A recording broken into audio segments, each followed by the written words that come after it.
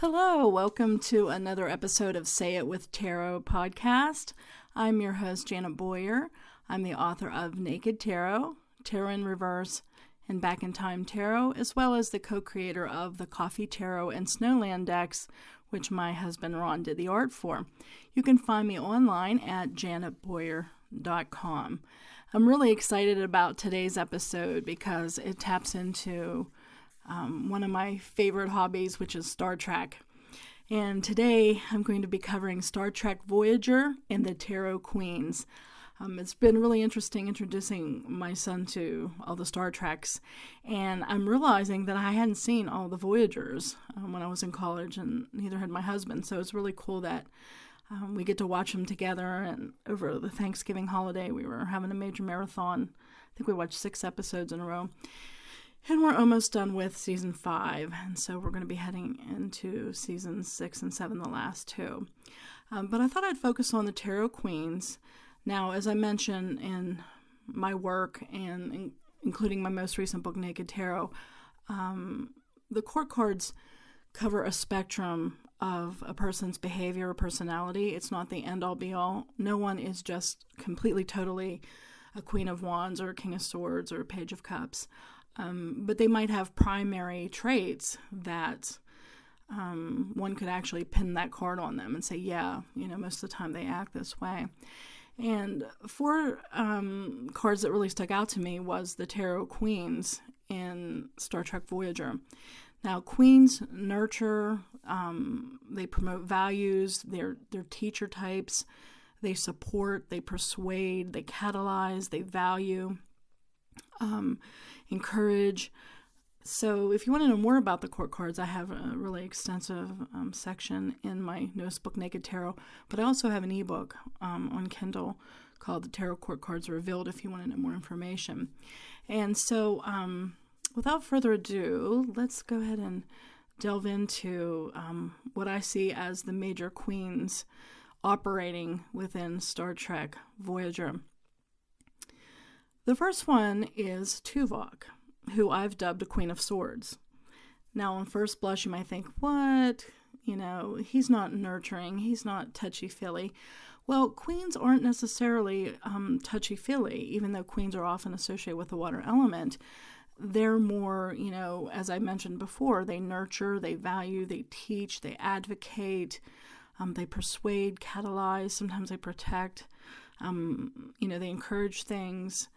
They tend to things. And so, there may not be so much touchy-feely water energy, but as long as they are doing those kind of traits, they are operating in the queen archetype. Now, of course, I picked swords because Tuvok is a Vulcan, and Vulcans are all about logic, which is very swordsy. In fact, also in Naked Tarot, I correlate the 4 elements with Star Trek races.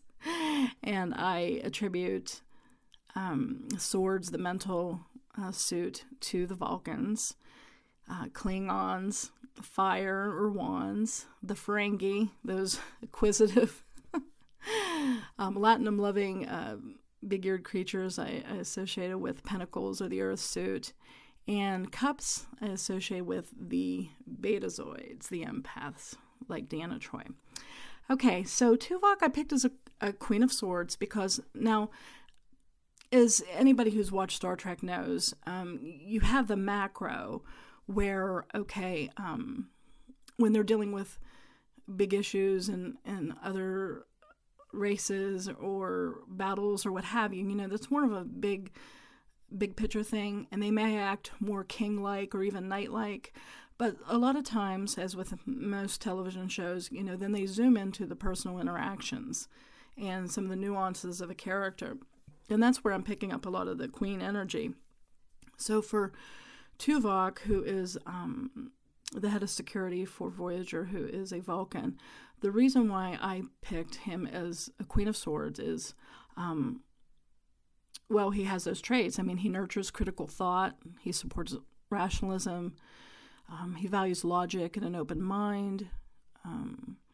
He comes across sometimes as arrogant and elitist, as Queen of Swords sometimes does. He's knowledgeable, he's competent, he's extremely honest. He teaches high standards. As a matter of fact, if you remember that one episode early on when he was teaching new recruits. Now, let me back up and talk about what Voyager was and is, and how it's a little bit different than the other starships. Voyager was technically going to make its maiden voyage to go to the Badlands to retrieve a Maquis ship.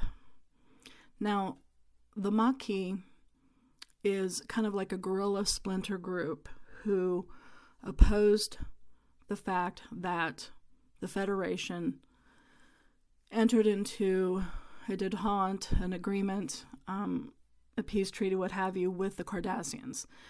And previously, if you watched, Star Trek Next Generation, you remember that one time the Cardassians captured Picard, and there was this one guy that was extremely cruel to him, doing mental torture and what have you. And so the Cardassians weren't, and technically aren't, a nice race. And they had been at war with the Bajorans and did a lot of Bajoran cruelty as well. And so anyway, when the Federation decided to enter into an alliance with the Cardassians, supposedly for the sake of the Federation and stability for the area, a lot of people were outraged and upset. And some of them formed the splinter group called the Maquis. And by doing that, the Maquis then became the enemy of the Enterprise. The enemy of the Federation. Because who the Federation enters into an alliance with becomes, a friend of. And you know how it goes. If you're an enemy of my friend, you're an enemy of mine. So the Maquis would do these rogue missions to try to undermine the Cardassians and what have you. But in doing so, they also became enemies of the Federation. And interestingly, even some Federation officers resigned their commissions in order to fight with the Maquis, including Chakotay, who ends up becoming the first officer on Voyager, and B'Elanna Torres, who she didn't graduate from the academy, but she was a brilliant engineer, and she ends up becoming the chief engineer on Voyager, which presents eventually a dilemma because let me explain. I'm getting ahead of myself. So Voyager was actually sent to get this main ship that included Chakotay and B'Elanna, and also Tuvok, who was undercover as a Maquis. He infiltrated them. So it was supposed to be a pretty routine mission: go to the Badlands, retrieve the ship, and come back. I think it was supposed to take 3 weeks, but something happened with, I think, something called the Caretaker. I don't know if it was like a wormhole or one of those unusual things, and they ended up getting thrown into the Delta Quadrant.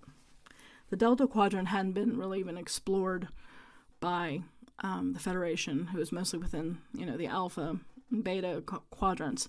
It's very far away. It's light years. In other words, at the beginning, when Voyager got thrown into, the Delta Quadrant, it would have taken, I think, 70, 80, 90 years for them to get back at warp 9 speed. But so anyway, Voyager is on their way home. And some of them include a ragtag group of the Maquis ship, because they did put a tractor beam on the Maquis ship, I think it was. And so they had captured Chakotay and B'Elanna Torres and the rest of the Maquis crew. But because they were thrown into the Delta Quadrant, they were included in them. Now, Voyager didn't have a huge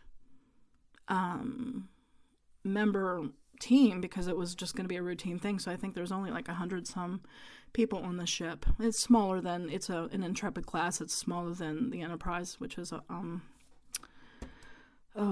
forget the class, Galaxy class, which is a much larger ship. But anyway, the reason I say this is because Tuvok, was trying to whip into shape some of these Maquis fighters who ended up being a part of the crew, and they thought, well, you know what, this is a long time getting back. We're going to need all hands on deck, everybody could possibly get. But some of these Maquis people that were on that other ship weren't really officer material, and of course they, were hostile towards the Federation in a lot of ways, because they had sided, with the Maquis who were fighting the Cardassians. But there was this sort of funny episode where Tuvok was teaching the high standards, as a Queen of Swords was, by trying to whip these recruits into shape. And he was being really hard on them, having them run around the ship and things like that. And finally someone had to say, hey, Tuvok, you're leaning a little too hard on them. So I give you that background to explain, how he was teaching high standards to those recruits.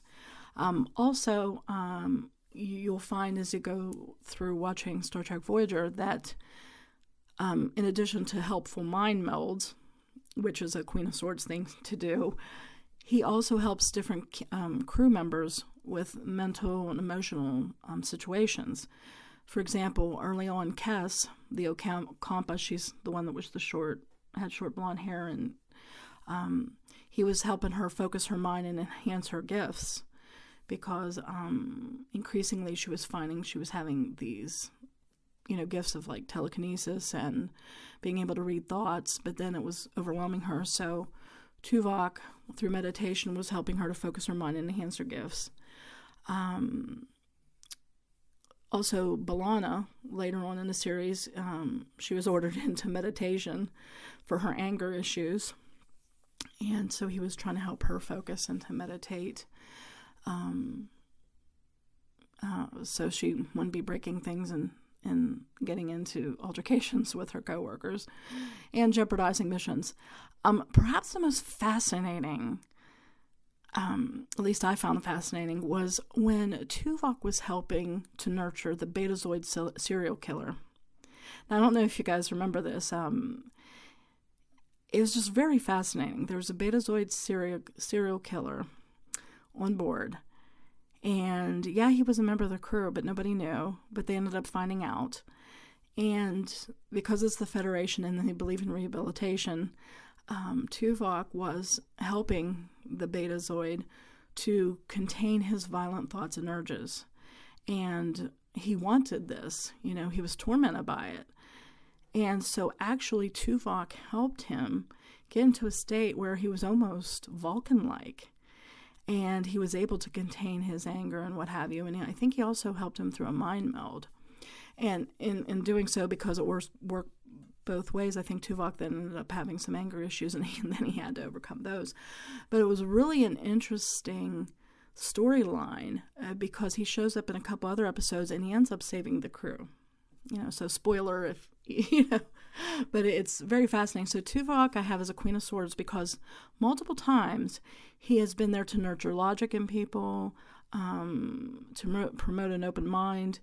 If you're not sure if crap's really hitting the fan because of time slips or all the crazy things that can happen out of space, one of the people you go to for input is Tuvok because of his logic and rationale, and the other one's being the Doctor because he's a hologram, and 7 of 9 because, cyborg.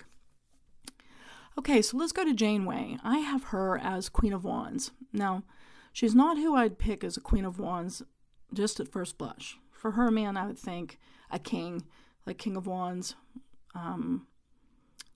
But she does have other elements. She does have elements of cups and swords as well. I would, dub her as a king in terms of her captain role. But again, when you start going to the micro and you start seeing the individual interactions, you realize that she nurtures as well. She advocates self-reliance. With 7 of 9, having faith in her ability to detach from the Borg and to actually become an individual. I mean, that's what Queen of Wands do. They advocate self-reliance. They advocate individuality. And she continues to do that in even with the Doctor. She encourages him to make his own decisions. She trusts people to make their own decisions. For example, the holographic Doctor, I can't remember the total scenario, but B'Elanna was fused with this parasite-type object, and she was going to die. And the Doctor recreated a hologram and a holographic program of an exobiologist who happened to be, here we go, Cardassian. And I guess he was brilliant. And with this recreation based on Federation database. The doctor and this Cardassian doctor had a great rapport, and the doctor was even looking forward to maybe having him on board as a colleague for future interactions with different races. But they were trying to save B'Elanna's life. And interestingly, a Bajoran crew member came in to sickbay and saw the holographic Cardassian doctor, and he started to freak out. He's like, "You don't understand. This guy's like a war criminal. He experimented on Bajorans. He, for medical purposes and what have you." And so apparently he was kind of like a correlation to Hitler's Mengele, And so they looked into the databases and what have you, and they discovered that actually, yes, this was true. So the doctor then felt like he was in a dilemma. A lot of the Cardassian exobiologist's breakthrough and brilliance was based on the things he learned from just cruel experimentation and unnecessary experimentation. So the doctor thought, ethically, should he be using that knowledge to save B'Elanna? Should he be using the knowledge gained from torment and torture to help B'Elanna? Well, yes, they eventually, excised the creature and so saved both their lives. But then the doctor was faced with a dilemma. Okay, do I keep this holographic exobiologist online to help with future situations, or do I delete the program, since most of his knowledge was gained from, torture and experimentation?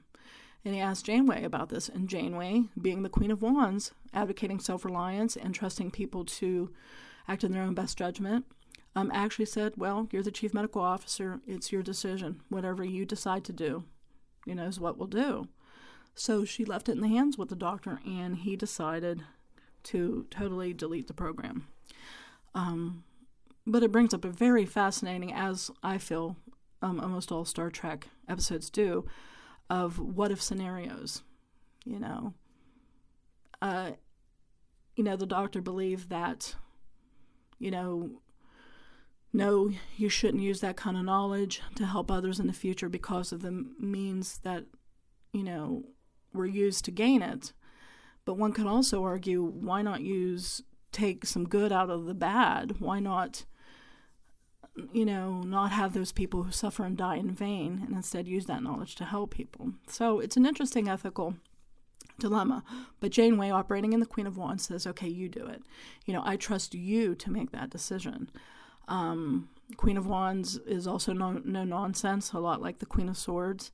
They tend to persuade with flair. This reminded me of a recent episode where Tom Paris and the actor's name, Garrett Wong. It totally Harry Kim. Okay, character's Harry Kim. How Tom Paris and Harry Kim would go into these black and white holo novels, and Tom Paris would play Captain Proton. And they were so cool because they were all in black and white, and they were like these 1930s, sci-fi movies. But interestingly, they encountered some kind of subspace race that intersected with the hologram, and so the holodeck, and so they had to play through this one episode of Captain Proton. And interestingly, the main villain is named Chaotica. He's this guy, this wahaha villain. And he needed Janeway to play Arachnia, who's this fellow ruler villain, and who he happens to be in love with. And so Janeway had to ham it up as this Arachnia. And, Paris was encouraging her to, you have to persuade with flair, you have to flatter him, you have to use certain language. And so there is the Queen of Wands right there, persuading with flair in that episode. It's hilarious, but it's, again, right in keeping with the traits of the Queen of Wands. She catalyzes through connection, which is what Queen of Wands does. If you notice when She meets other races, as Jean-Luc Picard did with the Enterprise. She's very good at diplomacy and trying to make connections because, hey, the Delta Quadrant, things are kind of sucky and they need all the alliances they can get. Also, Queen of Wands values originality. And again, we see this when Janeway's on her downtime, and she often visits who? Leonardo da Vinci. And he calls her Caterina. And she hangs out with him, and she does sculpture, and she just marvels at his drawings and his inventions, and sometimes they even go on adventures together. But she values originality very much. And, that shows during her multiple visits to the holodeck when she visits Da Vinci. Queen of Wands also value vocation. And we see this when there's an episode where she and Chakotay were stranded on a planet. There was some kind of electrical storm or what have you. They couldn't, I don't think they could beam them up. Oh, no, they had a virus, I think. They had this virus. That's what it was. And so they couldn't come back onto the ship or else they would, infect everyone else. But they could stay on the planet. So they were beamed down with them, living quarters and basically the things that you needed to start a colony, on a planet. And so her and Chakotay start settling into this life where, they're growing their own food. They seem more relaxed. They call each other by their first name. There was eating dinner, and they actually clasp hands. And so the innuendos there was, they were hooking up and what have you. And it was a very sweet and interesting episode, seeing their dynamics and how Janeway was just, watching things grow and loving that experience. And Chakotay built her an outdoor bath because she loved baths. And there was such a great, healthy relationship there.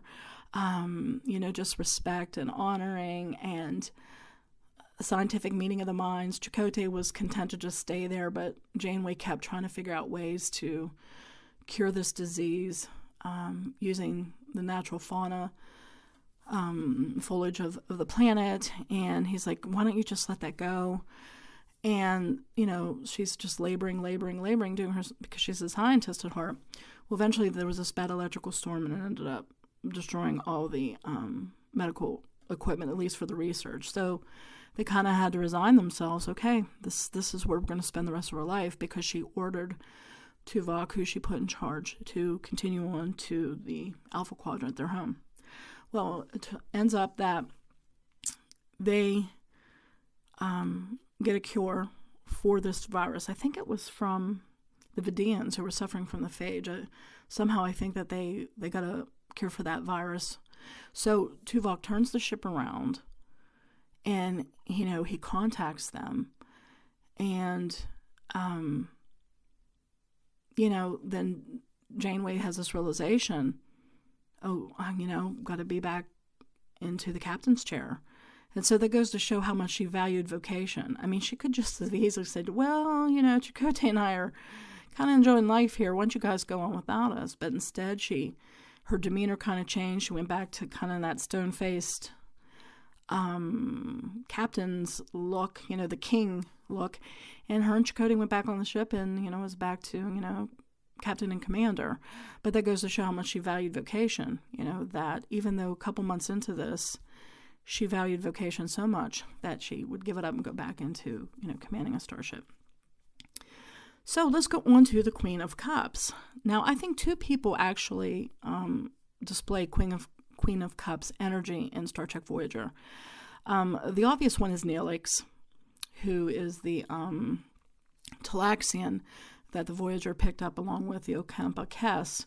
And he's the guy with the crazy hair and the spots, and he ends up in the kitchen cooking things.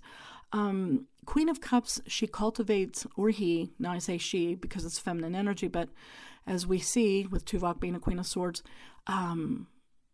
court cards have nothing to do with gender.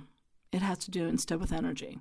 So pages can be masculine or feminine, same way with knights, same way with queens, and same way with kings. And that's why I'm not a big proponent of saying, oh, a knight is a male who is between the ages of 13 and 30, and that, because I just don't think that for the most part tarot works that way. But then again, I'm not a fortune teller type tarot person. I'm more psychological and Jungian, but I think it's more of energy.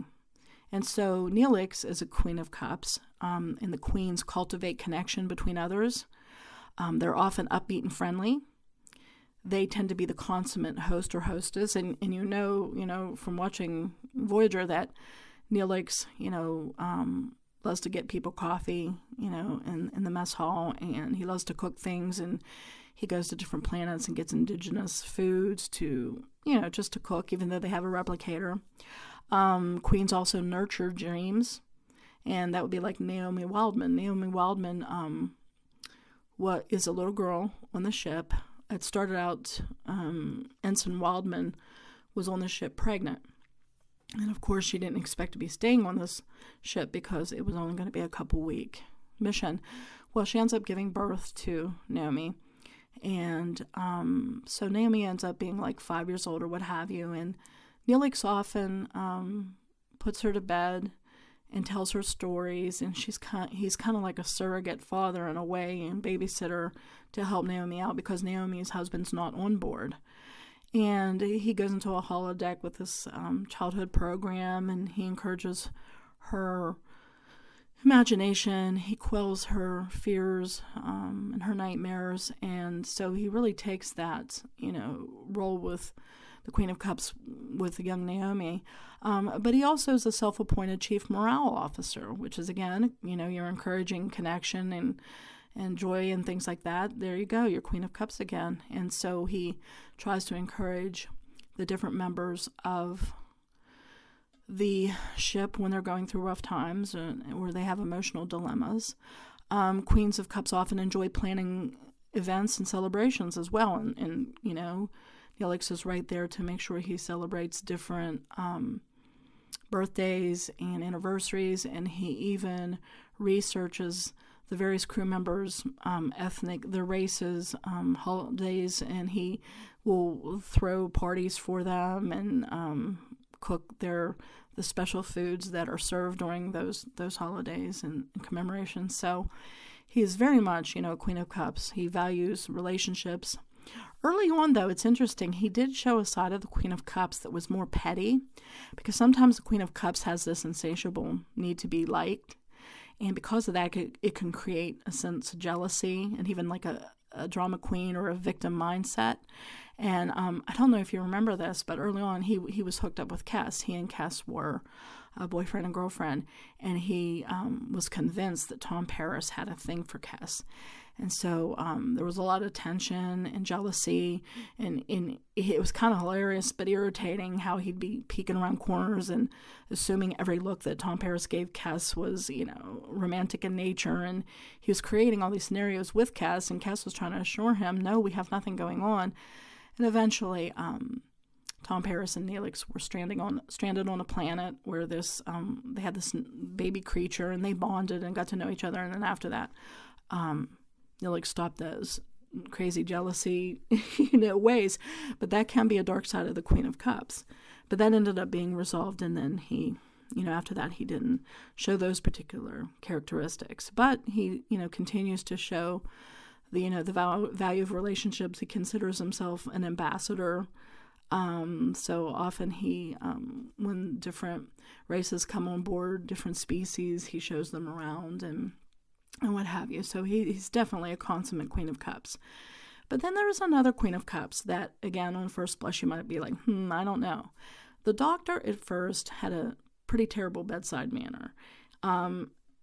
He cracks me up, though. I think he's a favorite in the Boyer house, especially as time goes on. But the Doctor has learned, because as a program he can learn more about bedside manner, the importance of social graces and please and thank you and what have you.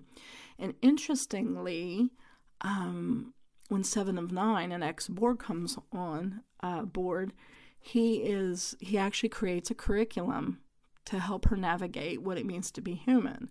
So it's very interesting how the student then becomes the teacher, and he fills that role of the Queen of Cups in that he is teaching her to cultivate connection, into, just the social graces of how to navigate interpersonal connections, which she sometimes lacks because of, being connected to the Borg. And so, he even gives 7 and 9, lessons on dating. He encourages her to sing. He and her one time were singing together, and they were singing "You're My Sunshine," and he actually fell in love with her, which she was oblivious to. But he encourages to sing, and in real life, Robert Picardo, who plays the Doctor, actually is an opera singer. And so it's interesting to see him pursue a love of opera music, which is, again, nurturing, aesthetics and the classics and art. And so, he has that anyway. And so he's, teaching her to sing and express herself. He himself practices opera. And another way he was a Queen of Cups is, he longed for an ideal family. He was fascinated by the human dynamics, and he even created holographic family for himself. And he totally loved it. And he, when he was shut off, he would go, quote, home to, his perfect wife, perfect son and daughter. They would stroke his ego. Oh, you're the best dad. And they would just have this picture perfect, Hallmark type of relationship. And then B'Elanna says, that's not realistic. She says, you need to let me introduce some subroutines to add some randomness. And then it ends up being hilarious.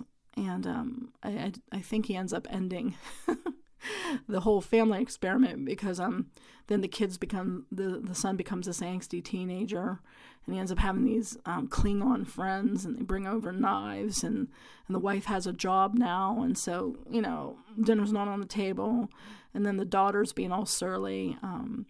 But it also took a very, very sad, I was bawling, turn because of the randomness. And I think he eventually, stopped the whole family experiment. But then again, there he was wanting to nurture connection and relationships to the extent where he wanted to have a family.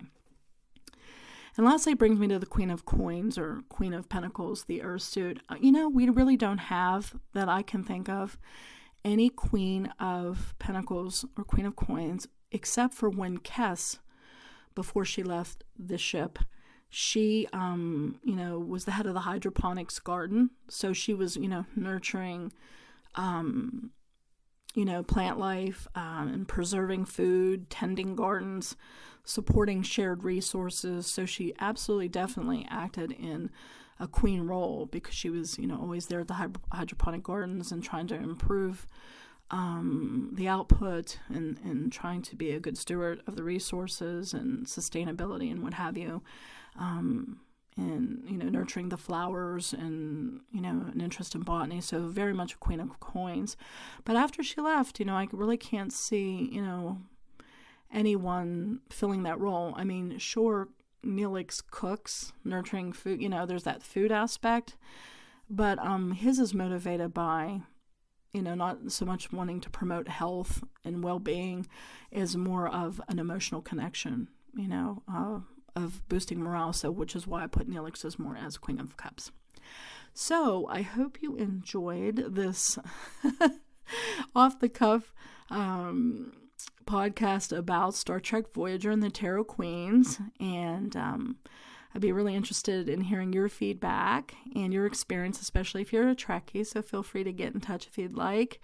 Let me know if you want more Star Trek episodes. I plan on doing them because, as you can see, I'm a real Trekkie.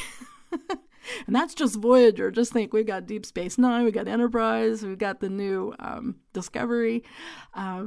So it just goes to show how tarot really reflects the human experience, and the Cardassian, and the Vulcan, and the Talaxian, but how broad and deep the tarot cards go. And also, by comparing them and looking through the lens of pop culture, they become more relevant, and they also will help us, more in our readings and also in our personal spiritual practice or self-nurturing. So I hope you enjoyed this. And again, this is Janet Boyer from the Say It With Tarot podcast. Feel free to connect with me through janetboyer.com, and I'll see you next time.